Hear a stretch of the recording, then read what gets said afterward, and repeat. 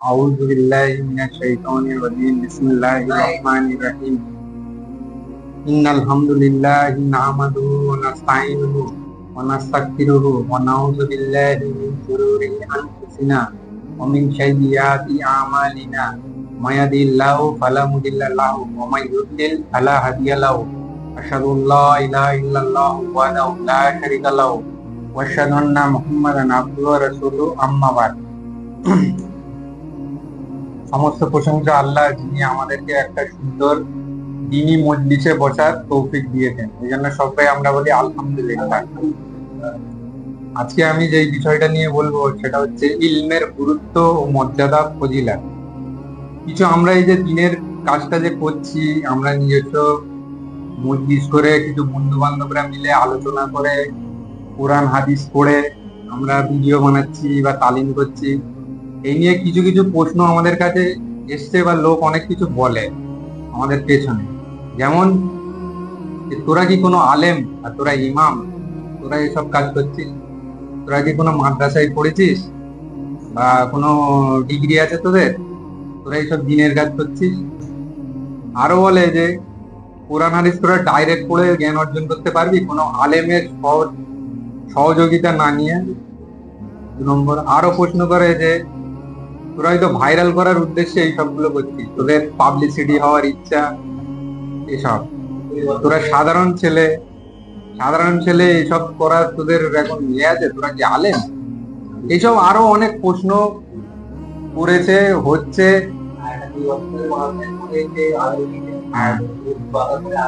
দুপাতা পড়ে আলেম হয়ে গেছে, এরকমই অনেক প্রশ্ন হয়েছে, হচ্ছে, আর ভবিষ্যতে হবে। এখন আমাদের ভিডিওগুলো অতটা ভাইরাল হয়নি বলে এখন প্রশ্নগুলো আসেনি, এসছে অল্প অল্প। এগুলো ভবিষ্যতে হয়তো আরো অনেক বেশি আসবে।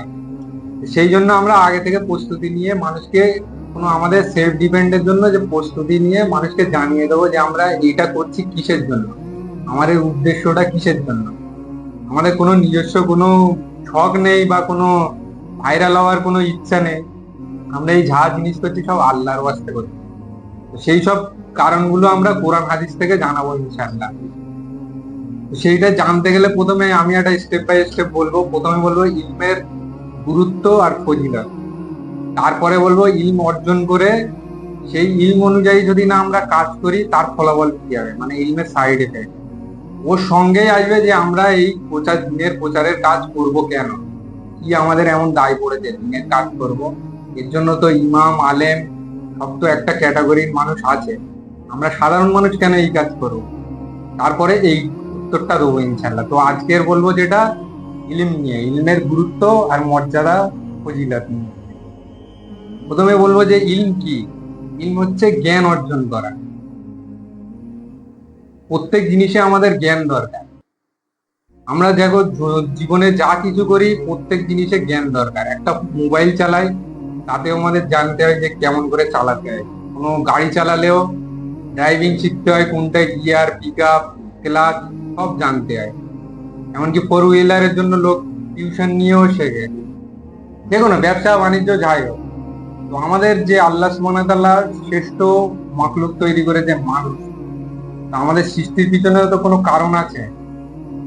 বা আমাদের এই চোখ, নাক, কান, হাত, মুখ সব জিনিসটা দিয়ে এত কোটি কোটি টাকা সম্পদ দিয়েছে আমাকে, সেই জিনিসগুলোকেও কি কি কাজে ব্যয় করব, কি কাজে তাদের হক, চোখের হক, কানের হক, সেগুলোও তো আমাদের জানতে হবে। সেগুলো কি আমরা আজ পর্যন্ত জানার চেষ্টা করেছি? আল্লাহ সুবহানাহু ওয়া তাআলা মানুষকে কেন সৃষ্টি করেছে এটা জানতে গেলে তো আমাদের ইলম দরকার আছে। নাকি আমরা শুধু দুনিয়াতে এলাম, খাওয়া দাওয়া, পোশাক পরিচ্ছদ, বিয়ে শাদী, সন্তান, পায়খানা করে মারা গেলেও হয়ে গেল? জীবনে আমরা করলাম কি? যার তো একটা উদ্দেশ্য আছে, আল্লাহ সৃষ্টি করেছে, সেই উদ্দেশ্যটা জানতে গেলেও আমাদের ইলম অর্জন করার দরকার আছে। এখানে বলি, প্রথম কুরআনে আমাদের যে আয়াতটা নাজিল হয়েছে সেখানে প্রথম আয়াত হচ্ছে ইকরা। ইকরা বিসমি রাব্বিকাল্লাযী খলাক, মানে তোমরা পড়ো আল্লাহ সুবহানাহু ওয়া তাআলার নামে যিনি তোমাদেরকে সৃষ্টি করেছেন। কোরআনের প্রথম আয়াতে হুকুম হচ্ছে পড়ো। শোনো কথা আসি, তাহলে আমাদের প্রথমে নিজস্ব পড়ে জ্ঞান অর্জন করতে হবে। সুনানে ইবনে মাজাতে 225 নম্বরে হাদিস আছে, তলিবুল ইলম ফরিজাতুন আলা কুল্লি মুসলিমিন, প্রত্যেক মুসলিম নরনারীর জন্য ইলম শিক্ষা করা ফরজ।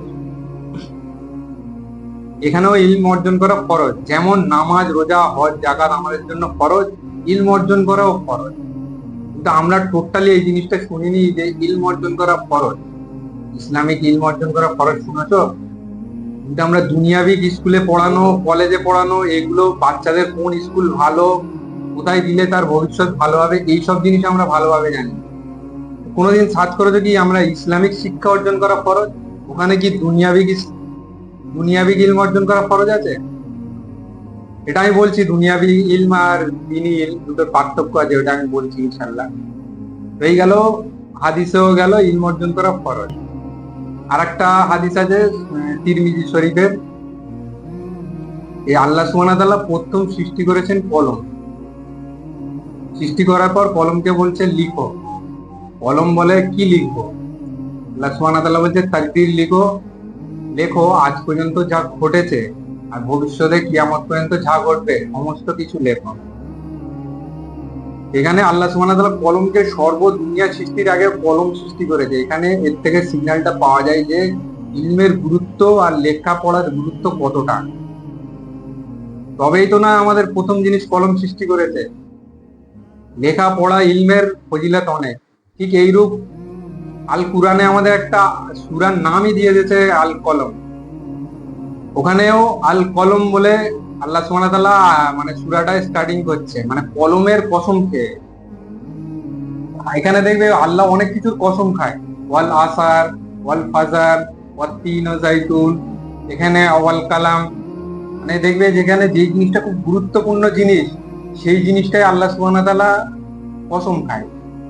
যেখানে যেখানে আল্লাহ যেই জিনিসটার কসম খেয়েছে সেটা আমাদের ভেবে নিতে হবে জিনিসটা খুব গুরুত্বপূর্ণ জিনিস, সেইটা নিয়ে আমাদের জানা দরকার। এখানে কলমের কসম খাচ্ছে, মানে কলম জ্ঞান অর্জন করা, লেখাপড়া, এর গুরুত্ব খুব বেশি, এটা আমাদেরকে জানতে হবে।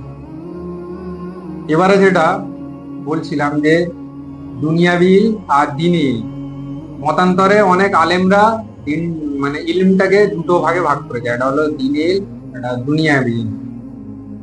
দ্বীনি ইলম বলতে আমরা বুঝি যে কুরআন, হাদিস, ফিকহ এসব জিনিসগুলো ঈমান ও আমলের সঙ্গে জড়িত থাকে, সেই ইলমটা হচ্ছে দ্বীনি ইলম। যে ইলমটা ঈমান ও ইলম আমলের সঙ্গে জড়িত থাকে না, দুনিয়াবি জিনিসের সাথে জড়িত থাকে, সেটা হচ্ছে দুনিয়াবি ইলম। যেমন ডাক্তার, ইঞ্জিনিয়ারিং, এসব জিনিসগুলো হচ্ছে দুনিয়াবি ইলম।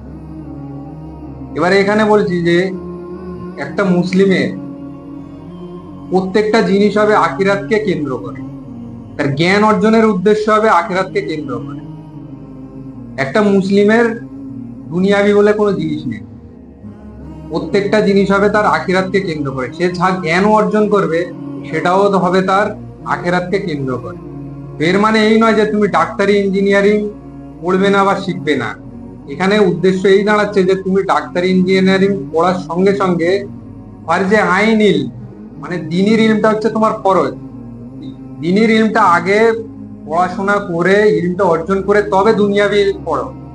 তুমি যদি দ্বীনি ইলম অর্জন করার প্রায়োরিটি দিয়ে দ্বীনের ইলমকে পড়লে না, বা তুমি ঈমান কাকে বলে, আকীদা, মানহাজ এসব কিছু জানলে না, আর ডাক্তার, ইঞ্জিনিয়ারিং হয়ে গেলে তোমার দ্বীনকে ক্ষতি করলে, আখিরাতে কি, আল্লাহ সুবহানাহু ওয়া তাআলার কাছে কেন উদ্দেশ্য, মৃত্যুর পর কোথায় যাবে, এসব কোনো তোমার ইলম নেই, সেই সব জিনিসগুলোকে বাদ দিয়ে তুমি ডাক্তার, ইঞ্জিনিয়ারিং করা ইসলামে চলবে না।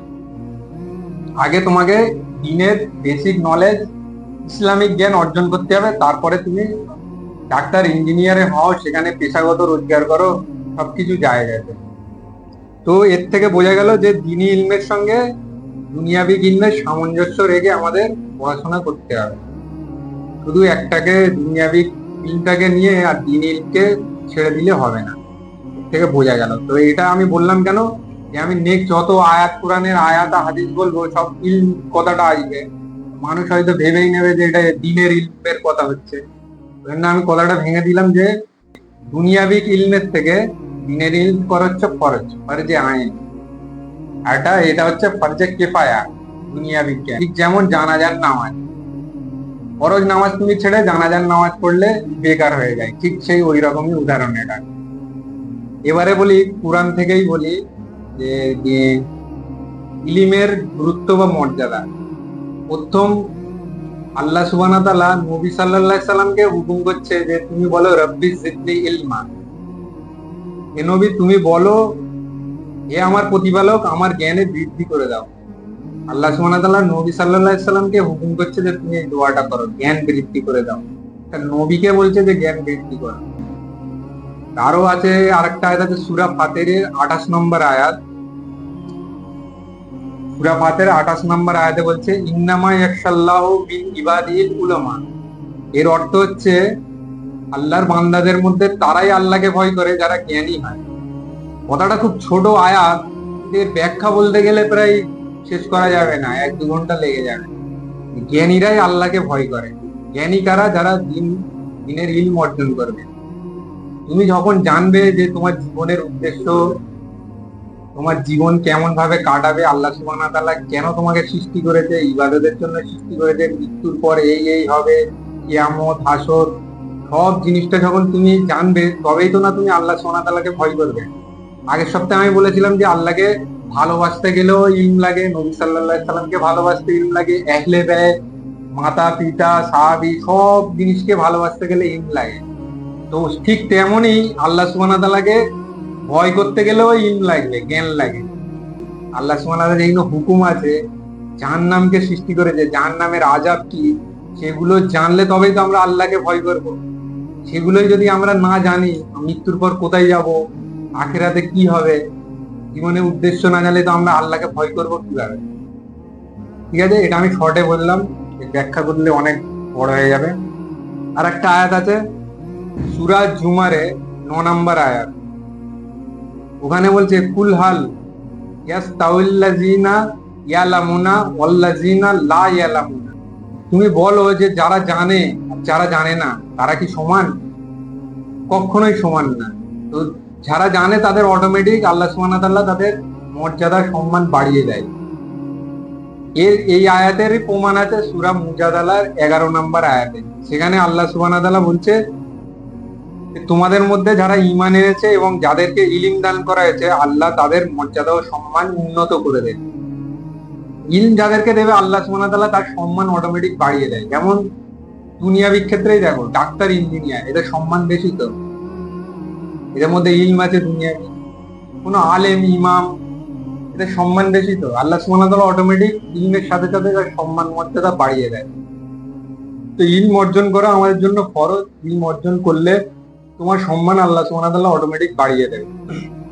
ঠিক যেমন কুরআনেতে খিজির আলাইহিস সালাম, লোকমান আলাইহিস সালাম, তাগুত এনাদের নাম উল্লেখ করা হয়েছে কিসের জন্য? এনাদের জ্ঞান বেশি ছিল। এমনকি মুসা আলাইহিস সালাম খিজির আলাইহিস সালামকে ফলো করে তার সাথে দিন কাটাতে চেয়েছিল, কেন? কিসের জন্য? তার কাছ থেকে জ্ঞান নেওয়ার জন্য, যেহেতু সে অনেক জ্ঞানী ব্যক্তি ছিল।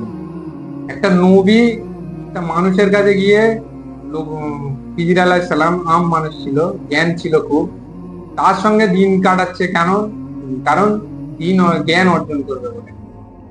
তাহলে একটা নবীর থেকে একটা জ্ঞানীর ব্যক্তির কত মর্যাদা চিন্তা করা, জ্ঞানের মর্যাদা খুব বেশি। আরো আছে হাদিস, এবারে হাদিস বলি, এগুলো আয়াত গেল। হাদিসে বলছি এটা সুনানে আবু দাওয়াদ 3660 নাম্বার। যে ব্যক্তি আমার নিকট হতে হাদিস শুনে মুখস্থ করলো এবং অন্য নিকটটা পৌঁছে দিল, আল্লাহ তাকে চিরোজ্জ্বল করে রাখবে। মানে একটা হাদিস যদি আমি শুনে মুখস্থ করে একটা লোককে যদি জানাই বা শোনাই, তো আল্লাহ আমাকে চিরোজ্জ্বল করে রাখবে। জ্ঞান অর্জন করে একটা যদি হাদিস আমরা জানি, এর ফজিলত কত দেখো, আল্লাহ আমাদের দিন চিরোজ্জ্বল করে রাখবে। আর একটা হাদিস আছে সুনানে আবু দাউদ 3641 নাম্বার। রাসূল সাল্লাল্লাহু আলাইহি সাল্লাম বলেছেন, যে ব্যক্তি জ্ঞান অর্জনের জন্য কোনো পথ অবলম্বন করে আল্লাহ তার পরিবর্তে জান্নাতের পথসমূহকে পৌঁছে দেয়। জ্ঞান অর্জনের জন্য কেউ যদি বার হয়, তো আল্লাহ সুবহানাহু ওয়া তাআলা সেই পথকে জান্নাতে যাওয়ার পথের সঙ্গে তুলনা করে দিয়ে ফেরেশতারা জ্ঞান অন্বেষণকারী সন্তুষ্টির জন্য নিজেদের ডানা বিছিয়ে দেয়। জ্ঞানীর জন্য আসমান ও জমিনে যারা আছে তারা আল্লাহর নিকট ক্ষমা ও দোয়া করতে থাকে, এমনকি পানির গভীরে থাকা মাছ। জ্ঞান অর্জনের জন্য কেউ যদি কোনো চেষ্টা করে, এই মনে করো আমরা এই মসজিদে তালিম করছি, বসে হাদিস কোরআন আলোচনা করছি, তো এই হাদিস অনুযায়ী আমাদের জন্য আকাশ ও জমিনের সমস্ত মখলুকাত, এমনকি জলের গভীরে মাছও আমাদের জন্য দোয়া করছে। সুবহানাল্লাহ। তারপরে আর একটা হাদিস আছে যে আল্লাহ যার কল্যাণ চান তাকে দিনের জ্ঞান দেন।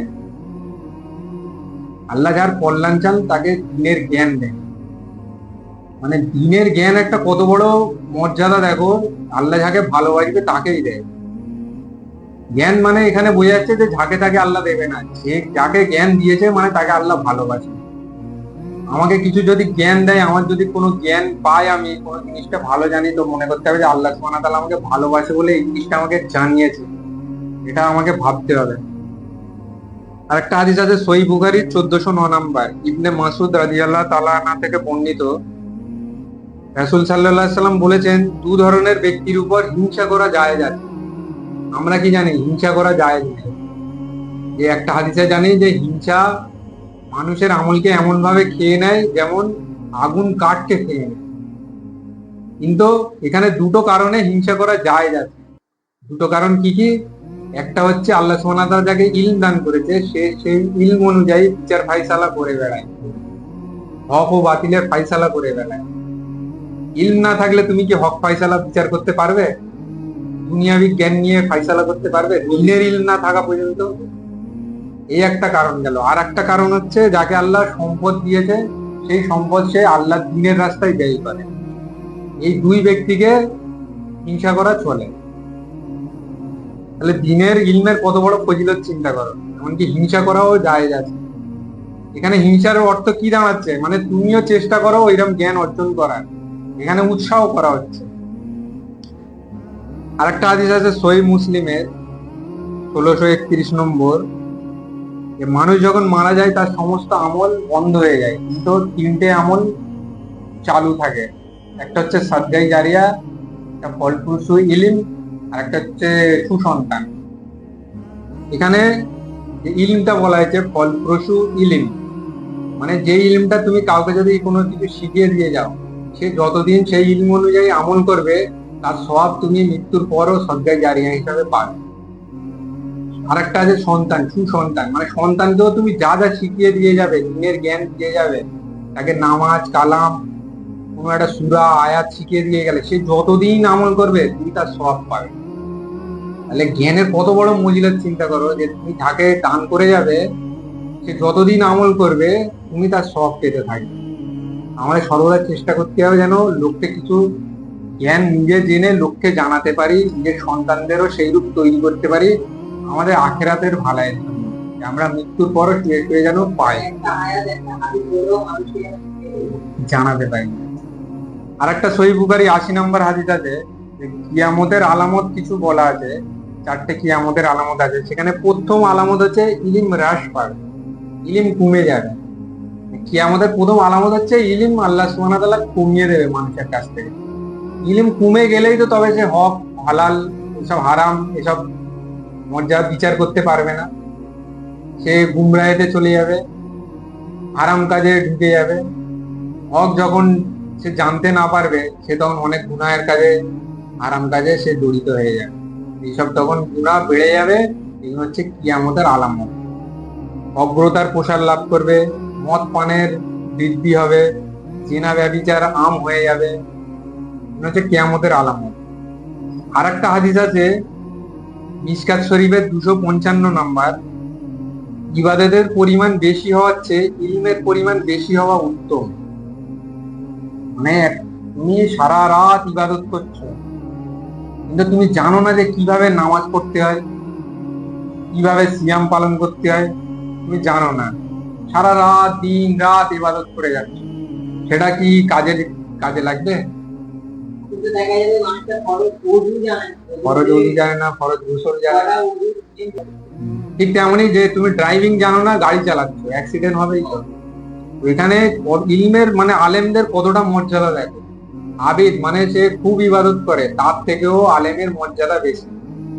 অবশ্য আলিম বলতে আমলকারী আলেম, বিনা আমলকারী আলেম না, যে আমল করে না খালি ইলম নিয়ে বসে আছে তা হবে না, সে অবশ্যই আমল করতে হবে।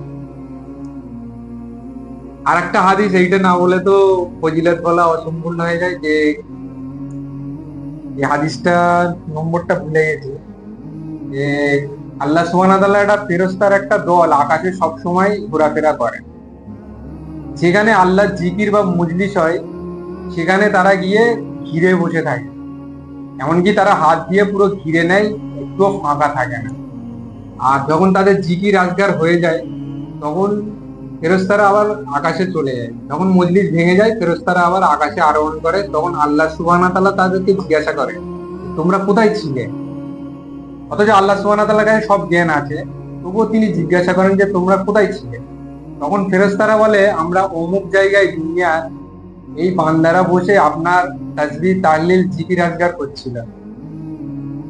আল্লাহ সুবহানাহু ওয়া তাআলা তখন জিজ্ঞেস করছে তারা কি আর কি করছিল, তারা জান্নাতের প্রার্থনা করছিল।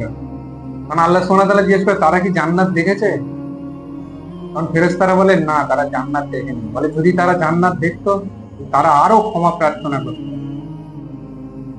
ফের বলে কিসের ক্ষমা প্রার্থনা করতো, আল্লাহ সুবহানাহু ওয়া তাআলা বলে তারা জাহান্নাম থেকে আশ্রয়ের ক্ষমা প্রার্থনা করতো।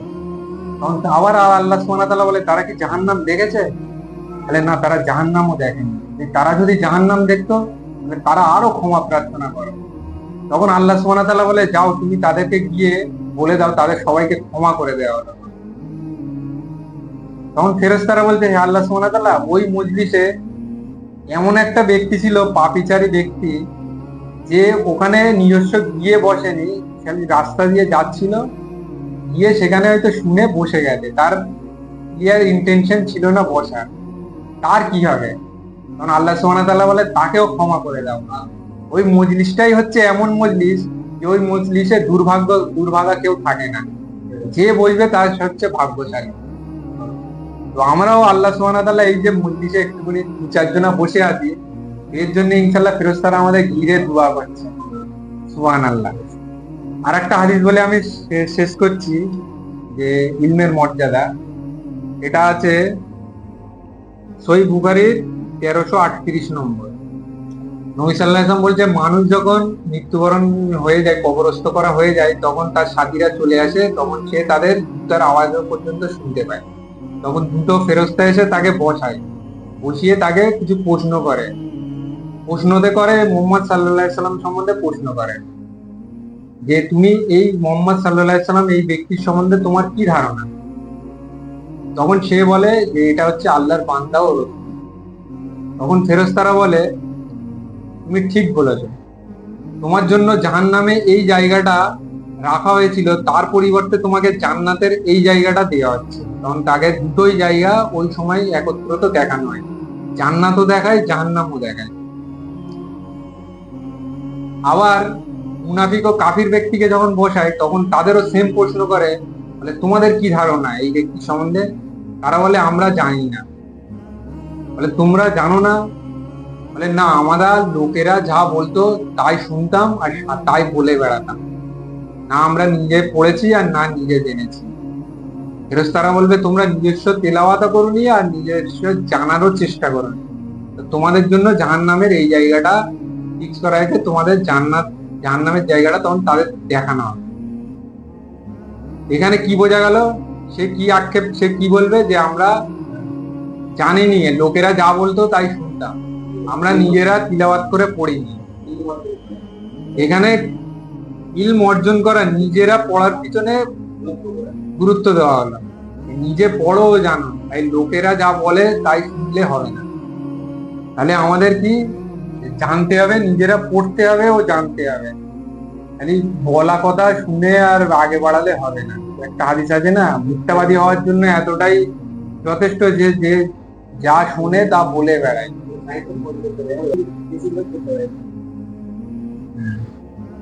মোটামুটি আমাদের ইলম হাসিল করতে হবে, নিজস্ব কিছু পড়াশোনা করতে হবে, তারপরে যাচাই বাছাই করে শুনতে হবে। আমরা নিজেরাই যদি না জানি শোনা কথাকে কিভাবে যাচাই করবো। ঠিক কি না? আমরা জানবো তবে তো সে কি ঠিক বলছে কি ভুল বলছে, তবে তো না আমরা জানতে পারবো। নিজের জ্ঞান না রাখলে আমরা সহি আর ঠিক কি বিচার বিবেচনা করতে পারবো? খালি সে যা বলছে তাই শুনে আমল করে চললে হবে? আমার জান্নাত জাহান্নামের ফায়সালা কি আমি এমনি আলেমদের হাতে ছেড়ে দেবো? আমি নিজে কিছু চেষ্টা করে জানবো না কোনটা সহি ভুল? অবশ্যই আমাকে জানতে হবে, ইলম হাসিল করতে হবে। তো এই গেলে ইলমের মর্যাদা। নেক্সট ভিডিওতে আমি বলবো যে ইলম অর্জন করে সেগুলোকে প্রচার করতে হবে বা কিভাবে আমল করতে হবে। আর যে যে প্রশ্নগুলো প্রথমে বলেছিলাম সেগুলো নিয়ে ইনশাল্লাহ বলার চেষ্টা করবো। তো ঠিক আছে, এই বলেই আমি আজকের ভিডিওটা কমপ্লিট করছি। সুবহানাকা আল্লাহুম্মা ওয়া বিহামদিকা আশহাদু আল্লা ইলাহা ইল্লা আনতা আস্তাগফিরুকা ওয়া আতুবু ইলাইকা।